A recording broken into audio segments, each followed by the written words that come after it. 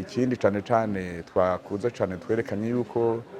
ibibazo bikiri byose bavuga ngo umutekano uriho, abantu birirwa baricwa, abandi barenga 10,000 ku kwezi barahunga, ariko tukavuga duti ivyo bishobora kuvamo ibintu bibiri kugira birangire. Bishobora gutera umudugararo mu gihugu cyose, ingwano,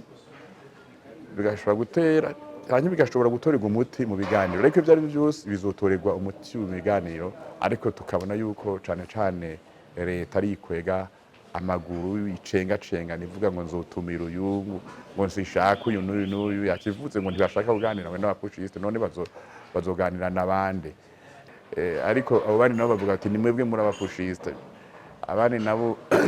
ati noneho igihe twaganira kuva Arusha abo twaganira ari leta y'abapushiste nicyabuje kutuganira, wowe ntushobora kwitorera rero wo muganira, kuko dushaka ko ibiganiro atanumwe byosiga inyuma gwazosigarana agahigihigi yidodomba ngo baramukumiriye. Twagomba yuko ibiganiro rero twobitangura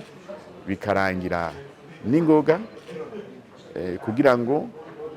amahoro agaruke mu Burundi, impunzi zitahuke, abanyororo mu bya politike bafunga ibya politike bafungurukwe vuba na vuba, hanyuma tujye ku mirimo y'iterambere.